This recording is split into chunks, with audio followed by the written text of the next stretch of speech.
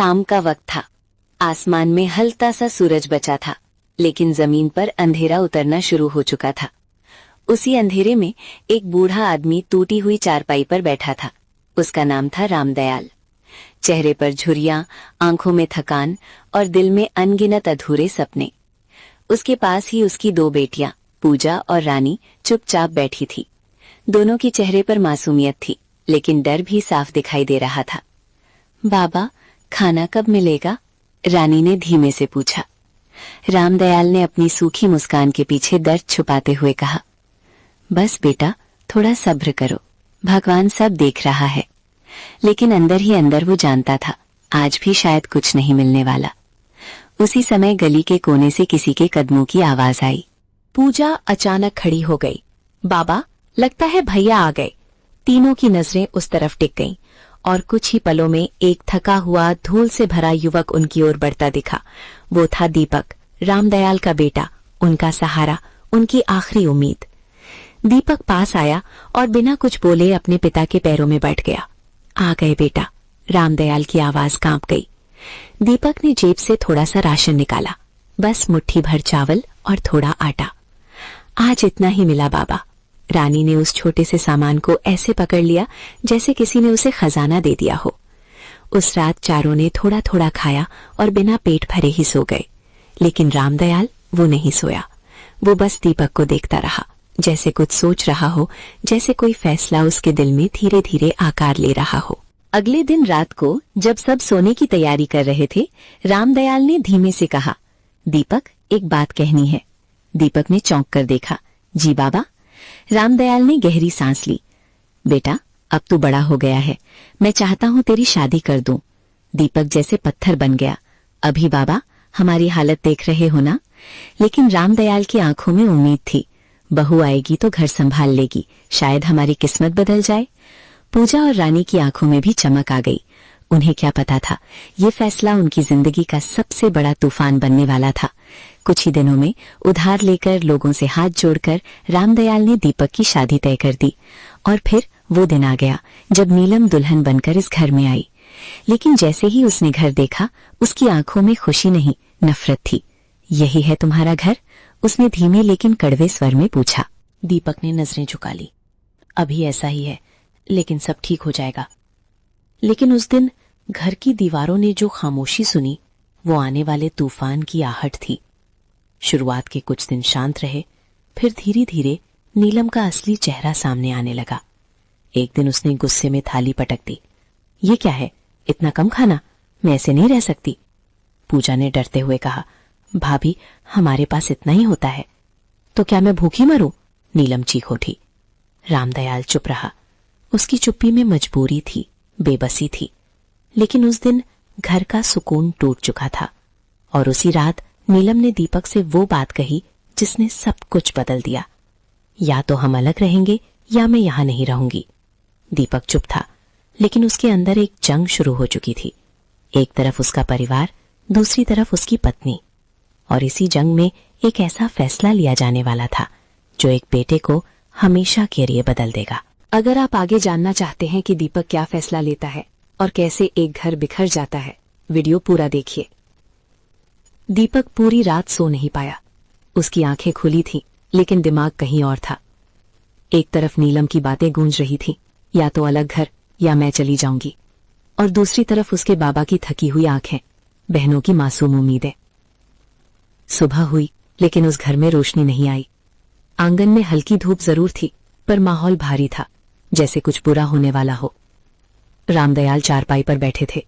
पूजा और रानी पास में चुप थीं। तभी अंदर से नीलम की तेज आवाज आई। काम नहीं करना क्या? कब तक बैठे रहोगे तुम लोग? दोनों बहनें घबरा कर उठ गईं। जी भाभी। रामदयाल ने सब देखा, लेकिन हमेशा की तरह चुप रहे। उसी समय अंदर कमरे में नीलम दीपक के सामने खड़ी थी, आंखों में गुस्सा, चेहरे पर जिद। दीपक, आज फैसला लो, मैं अब और नहीं सह सकती ये सब। दीपक ने धीरे से कहा, मैं कोशिश कर रहा हूं नीलम। कोशिश? उसने ताना मारा। कोशिश से पेट नहीं भरता, साफ साफ सुन लो, या तो ये लोग जाएंगे या मैं जाऊंगी। ये शब्द जैसे किसी हथौड़े की तरह दीपक के दिल पर पड़े। कुछ पल के लिए सब शांत हो गया, फिर नीलम के होठों पर एक हल्की सी मुस्कान आई। उसे पता था दीपक टूट चुका है। दोपहर का वक्त था। रामदयाल अपनी बेटियों के साथ बैठे थे। तभी दीपक उनके सामने आकर खड़ा हो गया। आज उसके चेहरे पर वो अपनापन नहीं था जो हमेशा होता था। बाबा, मुझे आपसे बात करनी है। रामदयाल मुस्कुराए। हाँ बेटा, बोल। लेकिन जैसे ही दीपक ने नजरें झुकाईं, रामदयाल का दिल घबरा गया। बाबा, ये घर छोटा है, खर्चा भी ज्यादा है। रामदयाल ने तुरंत कहा।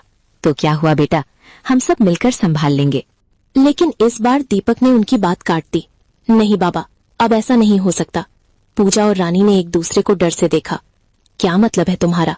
रामदयाल की आवाज कांप गई। तभी पीछे से नीलम आ गई और ठंडी आवाज में बोली, मतलब साफ है, हम अलग रहना चाहते हैं। रामदयाल ने जैसे कुछ सुना ही नहीं। अलग? लेकिन ये घर तो... नीलम ने बीच में ही कहा, ये घर अब हमारा है, आप लोग कहीं और चले जाइए। ये शब्द जैसे समय थम गया हो। रामदयाल की आंखें फैल गईं, होंठ कांपने लगे। बेटा, हम कहाँ जाएंगे? दीपक ने नजरें फेर लीं। मुझे नहीं पता बाबा, लेकिन अब आप लोग यहाँ नहीं रह सकते। पूजा रो पड़ी। भैया, हमने क्या गलती की? रानी भी चिल्लाई, भैया हमें मत निकालो। लेकिन नीलम चिल्लाई, बस ड्रामा बंद करो। रामदयाल धीरे धीरे उठे, दीपक के पास आए, उसके कंधे पर हाथ रखा। बेटा, अगर हमसे कोई गलती हुई है तो माफ कर दे, लेकिन हमें ऐसे मत निकाल। दीपक ने झटके से उनका हाथ हटा दिया। मैंने फैसला कर लिया है। बस उसी पल एक पिता टूट गया। कुछ ही देर में रामदयाल ने एक पुराना बैग उठाया, उसमें कुछ कपड़े डाले। पूजा और रानी रोते हुए उनके साथ खड़ी थी। तीनों दरवाजे की तरफ बढ़े। रामदयाल ने एक बार पीछे मुड़कर घर को देखा। वही घर जो उसने अपनी पूरी जिंदगी की मेहनत से बनाया था। आज उसी घर से वो बेघर हो रहा था। दरवाजा बंद हुआ और तीनों सड़क पर थे। धूप तेज थी, जमीन जल रही थी, लेकिन उससे ज्यादा उनके दिल जल रहे थे। बाबा, अब हम कहाँ जाएंगे? रानी ने रोते हुए पूछा। रामदयाल ने आसमान की तरफ देखा। जहां भगवान ले जाए बेटा। शाम तक वो चलते रहे, थकते रहे, गिरते रहे, फिर एक टूटी हुई झोपड़ी के नीचे रुक गए। रात गहरी हो गई, ठंडी हवा चल रही थी। रानी ने धीरे से पूछा, बाबा, भैया हमें लेने आएंगे ना? रामदयाल की आंखों में आंसू आ गए, लेकिन उन्होंने बस इतना कहा, सो जाओ बेटा। उधर घर के अंदर नीलम मुस्कुरा रही थी। देखा, अब कितना सुकून है। लेकिन दीपक, वो खामोश था। उसके दिल में कुछ चुभ रहा था, जैसे कोई आवाज बार बार कह रही हो, तूने बहुत बड़ी गलती कर दी। और सच में उसने जो किया था उसका अंजाम अब शुरू होने वाला था। अगर आप जानना चाहते हैं कि कैसे दीपक की जिंदगी पूरी तरह बदल जाती है और क्या वो अपने बाबा को वापस ला पाता है, तो वीडियो में अंत तक बने रहिए। रात बीत गई, लेकिन तीनों के लिए वो रात किसी सजा से कम नहीं थी। सुबह की ठंडी हवा ने जब रामदयाल को जगाया तो उन्होंने देखा पूजा अपने छोटे से दुपट्टे से रानी को ढक कर बैठी थी और खुद ठंड से कांप रही थी। रामदयाल का दिल जैसे किसी ने मरोड़ दिया हो। मेरी बच्चियां, उन्होंने धीरे से कहा, और पहली बार वो खुद को पूरी तरह हारता हुआ महसूस करने लगे। लेकिन उसी वक्त उन्होंने अपने आंसू पोंछे। नहीं, अभी नहीं टूट सकता, इनके लिए जीना होगा। उसी हिम्मत के साथ वो दोनों बेटियों को लेकर आगे बढ़े। काफी देर भटकने के बाद उन्हें एक छोटा सा मंदिर दिखा। मंदिर के बाहर एक बुजुर्ग पुजारी बैठा था। उसने रामदयाल को देखा, उनकी हालत देखी और बिना कुछ पूछे बोला, बेटा अंदर आ जाओ, भगवान के घर में किसी को मना नहीं किया जाता। ये शब्द जैसे सूखे दिल पर बारिश की पहली बूंद थे। तीनों मंदिर के एक कोने में बैठ गए। पूजा ने पहली बार मुस्कुराने की कोशिश की। बाबा, यहाँ अच्छा लग रहा है। रामदयाल ने सिर हिलाया, लेकिन अंदर दर्द अब भी जिंदा था। उधर दीपक के घर में शुरुआत में सब शांत था। नीलम खुश थी। अब देखो, कोई झंझट नहीं, कोई जिम्मेदारी नहीं। लेकिन कुछ ही दिनों में हकीकत सामने आने लगी। रसोई में राशन कम होने लगा। दीपक दिन भर काम ढूंढता, लेकिन हर जगह से खाली हाथ लौटता। एक दिन नीलम ने गुस्से में कहा, आज भी कुछ नहीं मिला? दीपक ने थके हुए स्वर में कहा, नहीं। तो मैं क्या करूं? नीलम चिल्लाई, मैंने ये जिंदगी नहीं चुनी थी। दीपक चुप रहा। अब उसके पास जवाब नहीं थे। रात को वो अकेला बैठा था। चारों तरफ सन्नाटा था और उसी सन्नाटे में उसे अपने बाबा की आवाज सुनाई देने लगी, बेटा सब ठीक हो जाएगा, हम मिलकर संभाल लेंगे। दीपक ने सिर पकड़ लिया। मैंने क्या कर दिया? उसी पल एक अजीब सी हवा कमरे में चली। दरवाजा अपने आप हल्का सा खुल गया। दीपक चौंक गया। कौन है? कोई जवाब नहीं, लेकिन उसे ऐसा लगा जैसे कोई उसे देख रहा हो, जैसे कोई उसे याद दिला रहा हो, जिसे तूने निकाला वो तेरा अपना था। दीपक डर गया। उस रात उसे नींद नहीं आई और यही डर हर रात बढ़ता गया। उधर मंदिर में रामदयाल को एक छोटा सा काम मिल गया, सफाई का। पूजा आसपास के घरों में काम करने लगी और रानी मंदिर के पास के स्कूल में जाने लगी। धीरे धीरे उनकी जिंदगी पटरी पर आने लगी। एक दिन रानी खुशी से दौड़ते हुए आई। बाबा, आज मुझे टीचर ने शाबाशी दी। रामदयाल की आंखों में चमक आ गई। देखा, भगवान देर करता है, अंधेर नहीं। पहली बार उनके चेहरे पर सुकून था। लेकिन उधर दीपक की जिंदगी बिखर रही थी। एक रात नीलम ने अपना सामान पैक करना शुरू कर दिया। मैं जा रही हूं। दीपक घबरा गया। क्या? क्यों? क्योंकि मुझे ये जिंदगी नहीं चाहिए, लेकिन मैं कोशिश कर रहा हूं। जब सब ठीक हो जाए तब बुला लेना, उसने ठंडी आवाज में कहा और दरवाजा खोलकर चली गई। दरवाजा बंद हुआ और दीपक पूरी तरह अकेला रह गया। उसने चारों तरफ देखा। वो घर जो उसे कभी अपना लगता था, आज खाली था, डरावना था, और सबसे बड़ी बात, वो अब घर नहीं रहा था। दीपक जमीन पर बैठ गया और जोर जोर से रोने लगा। बाबा, मुझे माफ कर दो। लेकिन अब बहुत देर हो चुकी थी, या शायद अभी भी एक मौका बाकी था। अगली सुबह दीपक ने एक फैसला लिया। मैं उन्हें ढूंढूंगा, चाहे जहां भी हों। और इसी फैसले के साथ वो निकल पड़ा अपने बाबा को ढूंढने। लेकिन उसे नहीं पता था, जो सच उसके सामने आने वाला है वो उसकी रूह तक हिला देगा। अगर आप जानना चाहते हैं कि दीपक को क्या मिलता है और क्या रामदयाल उसे माफ करते हैं या नहीं, सुबह का सूरज निकल चुका था, लेकिन दीपक की आंखों में रात अब भी बाकी थी। वो बिना कुछ खाए, बिना कुछ सोचे बस निकल पड़ा। हर गली, हर मोड़, हर मंदिर, हर सड़क वो पागलों की तरह पूछ रहा था, किसी ने एक बुजुर्ग आदमी को देखा है 2 लड़कियों के साथ? लोग उसे अजीब नजरों से देखते, कोई जवाब नहीं देता, लेकिन दीपक रुकने वाला नहीं था। 3 दिन 3 रातें वो भटकता रहा, थक कर गिरता, फिर उठता। उसके कपड़े मैले हो चुके थे, आंखें सूज चुकी थीं, लेकिन दिल में बस एक ही आवाज थी, बाबा को ढूंढना है। चौथे दिन जब उसकी उम्मीद लगभग खत्म हो चुकी थी, उसे एक आदमी मिला। उसने धीरे से कहा, तुम जिस आदमी को ढूंढ रहे हो, शायद वो मंदिर के पीछे रहता है। दीपक का दिल जोर से धड़कने लगा। कहाँ? मुझे वहां ले चलो। वो भागता हुआ उस मंदिर तक पहुंचा, सांसें तेज, दिल बेकाबू। जैसे ही वो पीछे पहुंचा, उसके कदम अचानक रुक गए। सामने का नजारा देखकर वो पत्थर बन गया। रामदयाल, पूजा और रानी तीनों एक साथ बैठे थे। सामने एक छोटा सा थाली जिसमें थोड़ा सा खाना था, और सबसे हैरान करने वाली बात, तीनों के चेहरे पर सुकून था। दीपक की आंखों से आंसू बहने लगे। ये कैसे हो सकता है? जिसे उसने सब कुछ छीनकर सड़क पर छोड़ दिया था, वो आज उससे ज्यादा खुश कैसे था? उसके पैर कांपने लगे। वो धीरे धीरे उनकी तरफ बढ़ा। बाबा, आवाज इतनी धीमी थी जैसे डर रही हो। रामदयाल ने सिर उठाया। उनकी नजर जैसे ही दीपक पर पड़ी, समय थम गया। कुछ पल कोई कुछ नहीं बोला, हवा भी जैसे रुक गई। फिर दीपक अचानक उनके पैरों में गिर पड़ा। बाबा, मुझे माफ कर दो, मैंने बहुत बड़ी गलती कर दी। उसकी आवाज टूट रही थी, सांसें कांप रही थीं। पूजा और रानी भी उसे देख रही थीं। उनकी आंखों में आंसू थे, लेकिन नफरत नहीं, बस दर्द और प्यार। रामदयाल चुप रहे कुछ पल के लिए, फिर उन्होंने धीरे से दीपक को उठाया। बेटा, बस एक शब्द, और दीपक फूट फूट कर रो पड़ा। मैं आपके बिना कुछ नहीं हूं बाबा, मैंने आपको निकाल दिया, मैं बहुत बुरा हूं। रामदयाल ने उसके सिर पर हाथ रखा। गलती हर इंसान से होती है बेटा। लेकिन दीपक रोते हुए बोला, क्या आप मुझे माफ कर सकते हैं? रामदयाल की आंखों में आंसू आ गए। उन्होंने पूजा और रानी की तरफ देखा। दोनों ने हल्के से सिर हिलाया और फिर रामदयाल ने दीपक को गले लगा लिया। बस उसी पल एक टूटा हुआ परिवार फिर से जुड़ गया।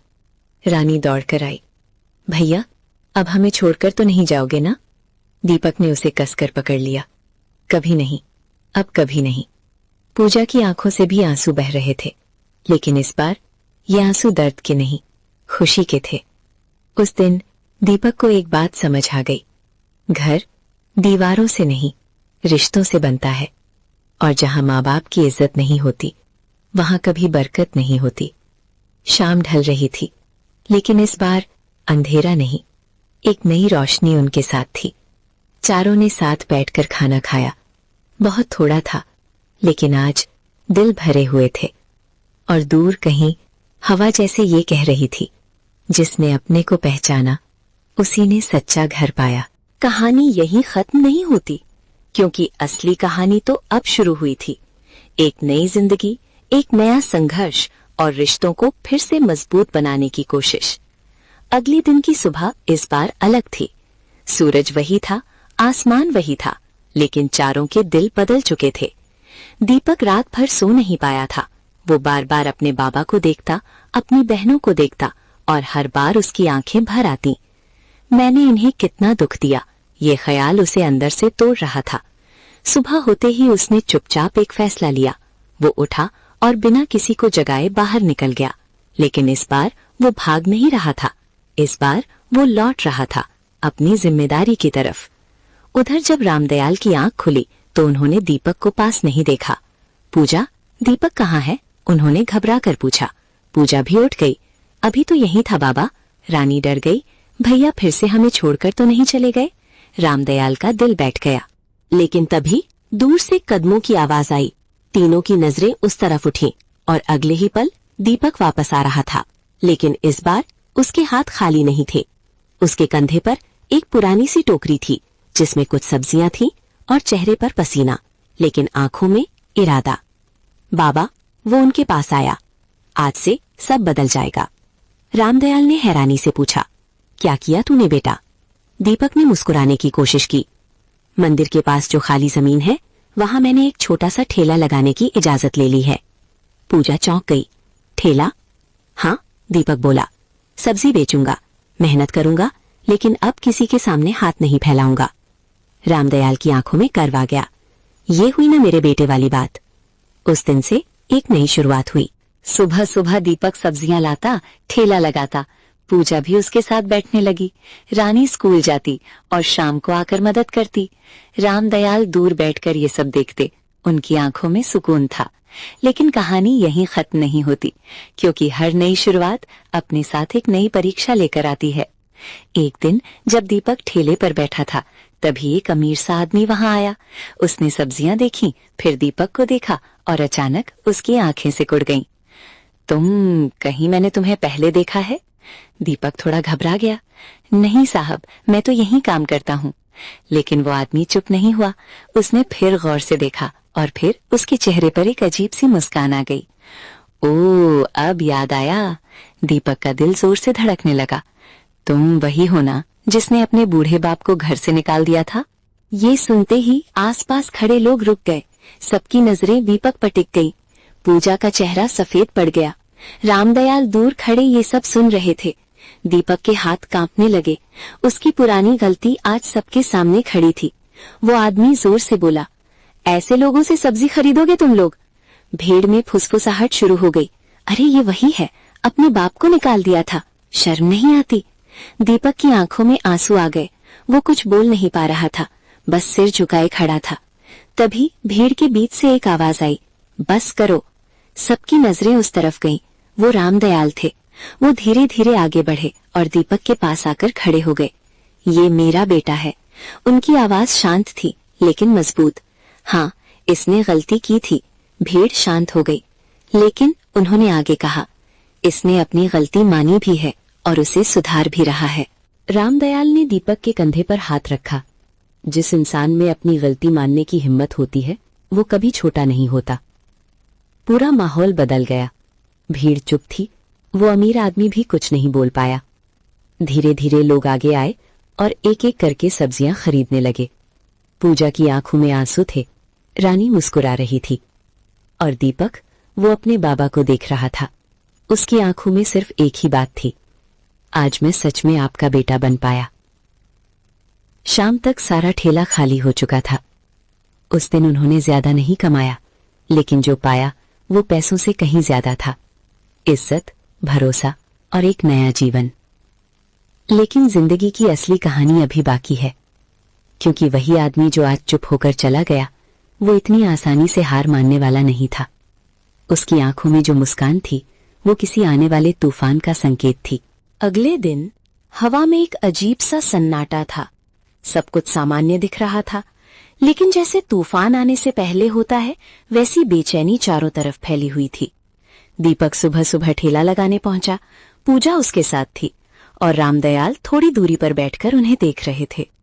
लेकिन आज दीपक का मन काम में नहीं लग रहा था। उसे बार बार वही आदमी याद आ रहा था, उसकी आंखें, उसकी मुस्कान और वो शब्द, अपने बाप को घर से निकाल दिया था।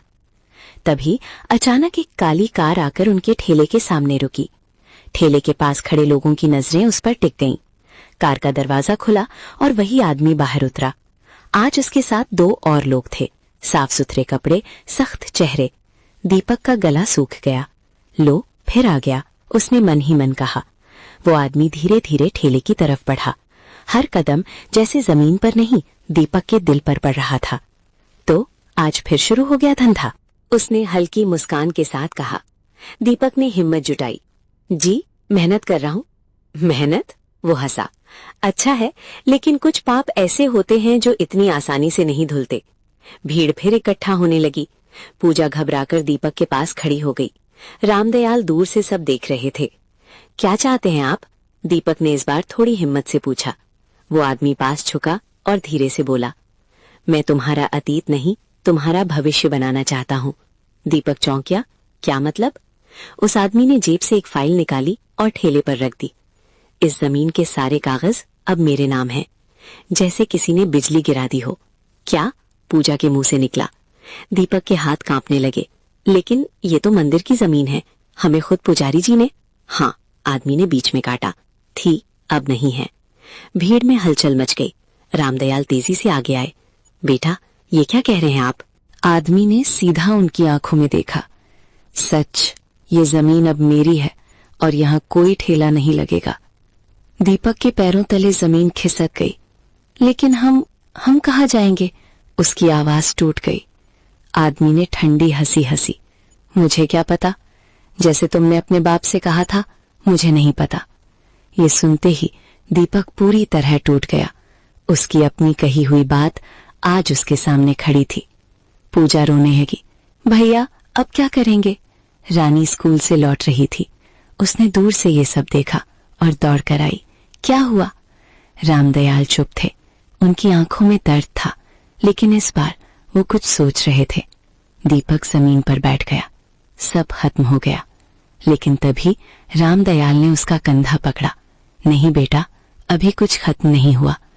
दीपक ने हैरानी से उनकी तरफ देखा। लेकिन बाबा, अब हमारे पास कुछ नहीं बचा। रामदयाल हल्के से मुस्कुराए। हमारे पास हम हैं, और जब तक हम साथ हैं, कुछ भी खत्म नहीं होता। उनकी आवाज में अजीब सा विश्वास था, जो धीरे धीरे दीपक के अंदर भी उतरने लगा। उधर वो आदमी सब देख रहा था और उसके चेहरे पर फिर वही रहस्यमयी मुस्कान थी। देखते हैं तुम्हारा ये हौसला कब तक टिकता है। वो मुड़ा, कार में बैठा और चला गया। लेकिन जाते जाते वो एक ऐसा तूफान छोड़ गया जो इस परिवार की अगली सबसे बड़ी परीक्षा बनने वाला था। दीपक ने आंसू पोंछे और धीरे से कहा, बाबा, अब क्या करेंगे? रामदयाल ने आसमान की तरफ देखा, फिर अपने बेटे की तरफ। अब असली लड़ाई शुरू होगी। और यहीं से कहानी एक नए मोड़ पर आ गई, जहां सिर्फ भूख और गरीबी नहीं, बल्कि इज्जत, हक और अस्तित्व की लड़ाई शुरू होने वाली थी। रामदयाल की आंखों में अब डर नहीं था, वो अजीब सा सुकून था, जैसे उन्होंने अंदर ही अंदर कोई फैसला कर लिया हो। दीपक अब भी टूटा हुआ था, लेकिन इस बार उसने अपने बाबा की आंखों में कुछ अलग देखा, हिम्मत। बाबा, आप इतना शांत कैसे हैं? उसने कांपती आवाज में पूछा। रामदयाल ने गहरी सांस ली। क्योंकि बेटा, ये पहली बार नहीं है जब हमसे हमारा सब कुछ छीना गया है। दीपक चौंक गया। क्या मतलब? कुछ पल के लिए रामदयाल चुप रहे। फिर उन्होंने आसमान की तरफ देखा, जैसे पुरानी यादों को टटोल रहे हों। सालों पहले जब तुम बहुत छोटे थे, तब भी किसी ने हमसे सब कुछ छीन लिया था। पूजा और रानी भी ध्यान से सुनने लगी। वो आदमी जिसने आज हमें यहां से हटाया। रामदयाल की आवाज भारी हो गई। वो कोई और नहीं, वही है। दीपक के दिल की धड़कन तेज हो गई। कौन है वो? रामदयाल ने धीरे धीरे कहा। उसका नाम है महेश्वर सिंह। हवा जैसे एक पल के लिए रुक गई। वो बहुत बड़ा जमींदार है और बहुत चालाक भी। सालों पहले उसने धोखे से हमारा घर, हमारी जमीन, सब कुछ अपने नाम कर लिया था। दीपक की आंखें फैल गईं। क्या? लेकिन आपने कभी बताया क्यों नहीं? रामदयाल हल्का सा मुस्कुराए। क्योंकि मैं चाहता था तुम नफरत में नहीं, इंसानियत में बड़े हो। पूजा की आंखों से आंसू बहने लगे। तो हम पहले भी बेघर हुए थे? हाँ बेटा, रामदयाल बोले, और तब भी हमने हार नहीं मानी थी। दीपक के अंदर कुछ चल उठा। तो इस बार भी नहीं मानेंगे, उसने मुट्ठी भींचते हुए कहा। उसी वक्त मंदिर के पुजारी जी वहां आए। उन्होंने सारी बात सुनी और गंभीर होकर बोले, रामदयाल, ये आदमी बहुत ताकतवर है, उससे लड़ना आसान नहीं होगा। रामदयाल ने शांत स्वर में कहा, हम ताकत से नहीं, सच्चाई से लड़ेंगे। दीपक ने तुरंत कहा, लेकिन कैसे बाबा? हमारे पास ना पैसे हैं, ना कोई सहारा। तभी पीछे से एक नई आवाज आई, सहारा मिल सकता है। सबने मुड़कर देखा। एक युवक खड़ा था, करीब 30 साल का, साफ आंखें, आत्मविश्वास भरा चेहरा। मेरा नाम है अजय, उसने कहा। मैं एक वकील हूं। दीपक हैरान रह गया। वकील? अजय आगे बढ़ा। मैंने आपकी पूरी बात सुनी, और अगर ये सच है तो आप अपना हक वापस पा सकते हैं। रामदयाल ने ध्यान से उसे देखा। बेटा, हमारे पास तो कोई कागज भी नहीं है। अजय हल्का सा मुस्कुराया। कागज मिल जाएंगे, सच छुपता नहीं है। दीपक की आंखों में पहली बार उम्मीद की चमक आई। मतलब हम लड़ सकते हैं? हाँ, अजय बोला, लेकिन ये लड़ाई आसान नहीं होगी। सामने महेश्वर सिंह है। रामदयाल ने बिना झिझक कहा, हम तैयार हैं। दीपक ने अपने बाबा का हाथ पकड़ लिया। इस बार मैं आपके साथ हूं। पूजा और रानी भी पास आ गईं। हम भी। चारों एक साथ खड़े थे और पहली बार उन्हें लगा वो अकेले नहीं हैं। उधर महेश्वर सिंह अपनी हवेली में बैठा था। उसके सामने वही फाइल रखी थी। वो धीमे से मुस्कुराया। तो रामदयाल, अब लड़ाई चाहते हो? उसने अपने आदमी की तरफ देखा। तैयारी करो, इस बार उन्हें पूरी तरह खत्म कर देंगे। हवा भारी हो गई। एक तरफ सच, दूसरी तरफ ताकत। एक तरफ परिवार, दूसरी तरफ लालच। और अब कहानी पहुंच चुकी थी अपने सबसे बड़े मोड़ पर, जहां फैसला होगा, क्या एक गरीब बाप अपने हक के लिए लड़ पाएगा? क्या दीपक अपनी गलती का पूरी तरह प्रायश्चित कर पाएगा? या फिर महेश्वर सिंह एक बार फिर सब कुछ छीन लेगा? अगली सुबह माहौल बिल्कुल अलग था। अब वो डर नहीं था जो कल तक था। उसकी जगह एक खामोश जंग शुरू हो चुकी थी। मंदिर के पीछे एक कोने में अजय ने कुछ पुराने कागज फैलाए हुए थे। दीपक, रामदयाल, पूजा और रानी उसके सामने बैठे थे। देखिए, अजय ने धीरे धीरे कहा, अगर महेश्वर सिंह ने सच में धोखे से जमीन अपने नाम करवाई है तो हमें उसका सबूत चाहिए। दीपक बेचैन हो गया। लेकिन वो सबूत कहां से मिलेगा? अजय ने उसकी आंखों में देखते हुए कहा, हर झूठ के पीछे कहीं ना कहीं सच छुपा होता है, बस उसे ढूंढना पड़ता है। रामदयाल कुछ सोचने लगे। अचानक उनके चेहरे पर हल्की सी चमक आई। एक जगह है। सबकी नजरें उनकी तरफ उठ गईं। पुराने तहसील ऑफिस में, जहां सालों पहले जमीन के कागज जमा हुए थे। अजय तुरंत खड़ा हो गया। तो चलिए वहीं से शुरुआत करते हैं। तीनों तुरंत निकल पड़े। पुराना तहसील ऑफिस, धूल से भरी अलमारियां, टूटे हुए रजिस्टर और एक बूढ़ा क्लर्क। अजय ने आगे बढ़कर कहा, नमस्ते काका, हमें कुछ पुराने जमीन के रिकॉर्ड देखने हैं। क्लर्क ने बिना सिर उठाए कहा, इतने पुराने रिकॉर्ड? यहां कुछ नहीं मिलेगा। लेकिन जैसे ही रामदयाल आगे आए, क्लर्क ने उन्हें गौर से देखा और अचानक उसकी आंखें फैल गईं। अरे तुम रामदयाल? रामदयाल भी चौंक गए। गोपाल काका, आप? दीपक हैरान रह गया। आप लोग एक दूसरे को जानते हैं? गोपाल काका की आंखों में पुरानी यादें तैरने लगीं। बेटा, जब तुम्हारे बाबा की जमीन का मामला चला था तब मैं यहीं था। अजय तुरंत सतर्क हो गया। तो आपको सब याद है? गोपाल काका ने गहरी सांस ली। हाँ, और सच ये है कि वो सौदा कभी सही नहीं था। सबके दिल की धड़कन तेज हो गई। क्या मतलब? दीपक ने जल्दी से पूछा। गोपाल काका ने धीरे धीरे कहा, महेश्वर सिंह ने उस वक्त झूठे कागज बनवाए थे और तुम्हारे बाबा से जबरदस्ती अंगूठा लगवाया गया था, जैसे किसी ने बिजली गिरा दी हो। दीपक की आंखों में आग आ गई। तो ये सब धोखा था? अजय ने तुरंत कहा। क्या इसका कोई सबूत है? गोपाल काका कुछ पल चुप रहे, फिर धीरे से उठे और एक पुरानी अलमारी की तरफ बढ़े। उन्होंने कांपते हाथों से एक फाइल निकाली। उस पर मोटी धूल जमी थी। शायद इसमें कुछ हो। सबकी सांसें थम गईं। फाइल खोली गई। अंदर पुराने कागज थे, कुछ धुंधले, कुछ फटे हुए। लेकिन अचानक अजय की नजर एक पेपर पर रुकी। उसने उसे उठाया और पढ़ते ही उसकी आंखों में चमक आ गई। ये वही है। दीपक घबरा गया। क्या है इसमें? अजय ने मुस्कुराते हुए कहा, ये असली रजिस्टर की कॉपी है, जिसमें साफ लिखा है जमीन रामदयाल के नाम थी और कभी बेची ही नहीं गई। पूजा खुशी से रो पड़ी। मतलब वो जमीन अभी भी हमारी है? हाँ, अजय ने कहा, और अब हमारे पास सबूत भी है। रामदयाल की आंखों से आंसू बहने लगे। भगवान, तूने आज सच दिखा दिया। लेकिन तभी पीछे से एक भारी आवाज गूंजी। इतनी जल्दी खुश मत हो। सबने मुड़कर देखा। दरवाजे पर माहेश्वर सिंह खड़ा था। उसके साथ कई आदमी थे। उसकी आंखों में गुस्सा था और होठों पर खतरनाक मुस्कान। सोचा मैं नहीं जान पाऊंगा। दीपक आगे बढ़ा। अब सच्चाई सामने आ चुकी है। ये जमीन हमारी है। महेश्वर हंसा। कागज से सच नहीं बदलता, ताकत से बदलता है। अजय ने सख्ती से कहा, अब मामला कोर्ट में जाएगा। महेश्वर की आंखें सिकुड़ गईं। कोर्ट?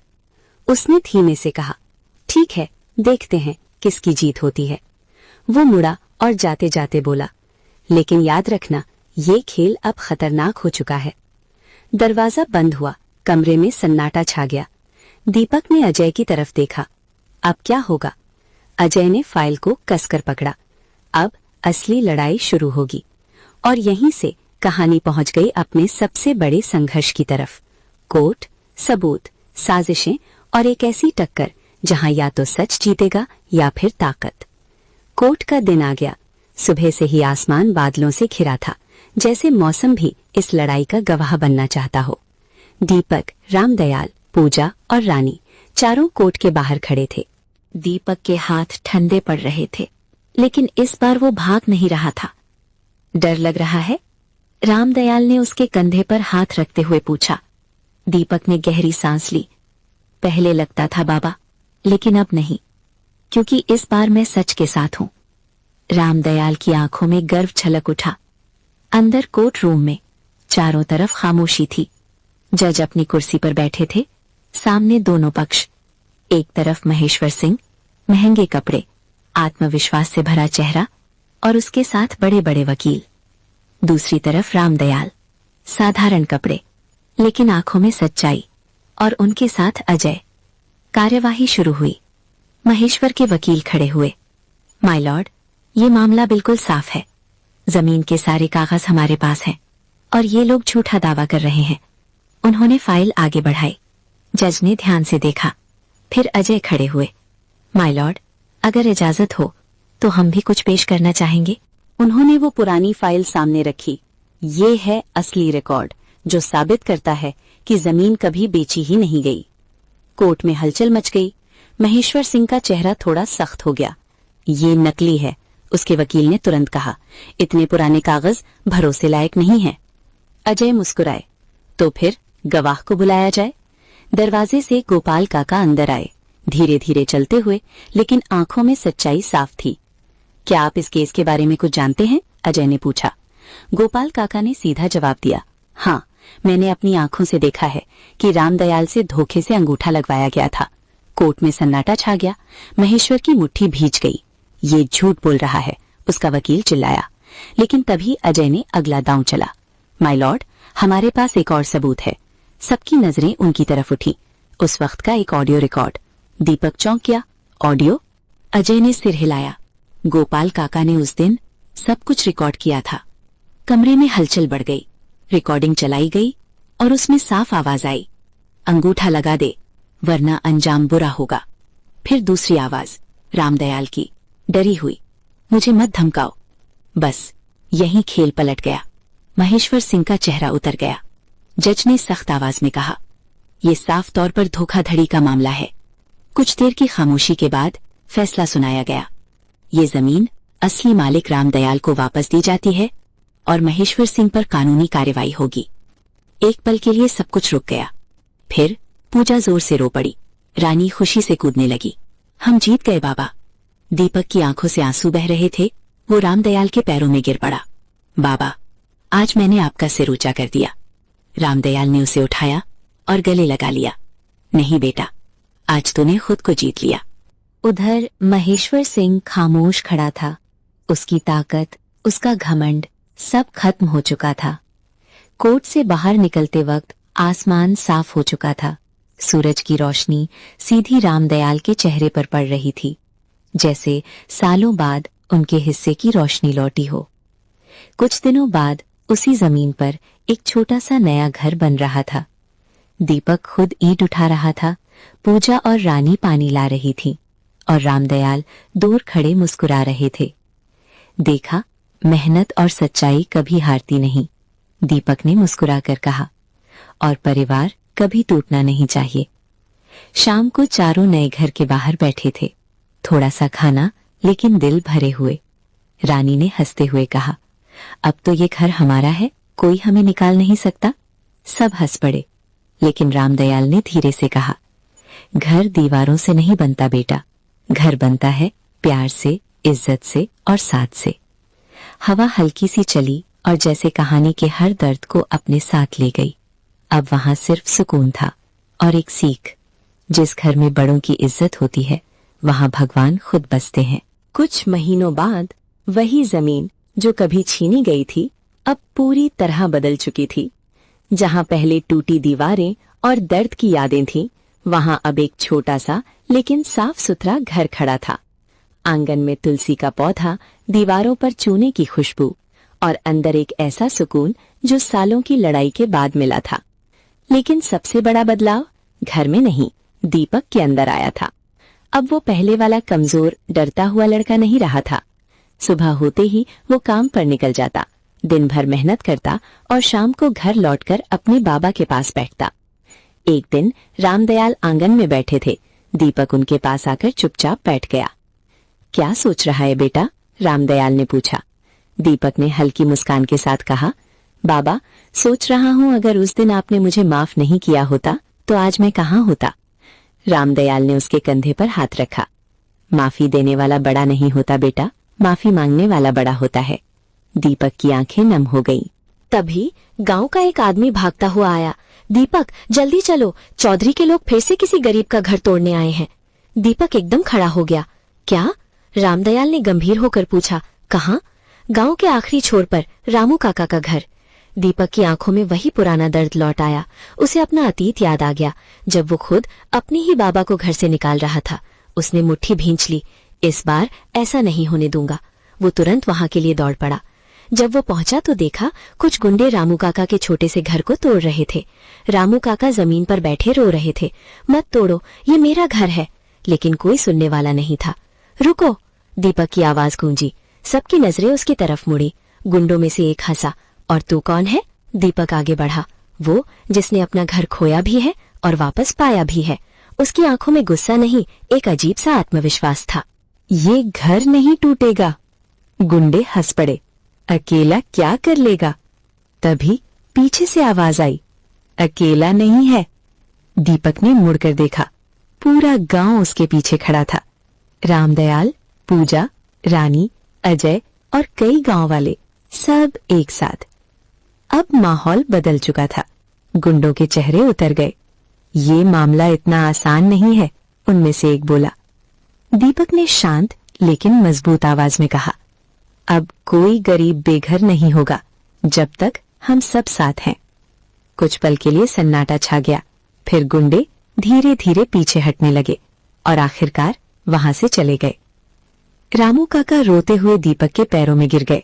बेटा, आज तूने मेरा घर बचा लिया। दीपक ने उन्हें उठाया। नहीं काका, आज हमने एक और घर बचाया है। उस दिन पूरा गांव दीपक को एक नई नजर से देखने लगा। अब वो सिर्फ रामदयाल का बेटा नहीं था, वो बन चुका था गांव की आवाज। शाम को जब दीपक अपने घर लौटा तो रामदयाल उसे देख रहे थे, आंखों में गर्व और दिल में सुकून। आज तूने सच में मेरा सिर ऊंचा कर दिया, दीपक ने धीरे से कहा। नहीं बाबा, आज मैंने वो गलती सुधारी है जो मैं कभी भूल नहीं सकता, रानी हंसते हुए बोली। अब भैया सुपर हीरो बन गए हैं। सब हंस पड़े, लेकिन उस हंसी के पीछे एक गहरी सच्चाई थी। जिसने दर्द देखा हो वही दूसरों का दर्द समझता है। रात को चारों एक साथ बैठे थे। आसमान में तारे चमक रहे थे और हवा में एक अजीब सी शांति थी।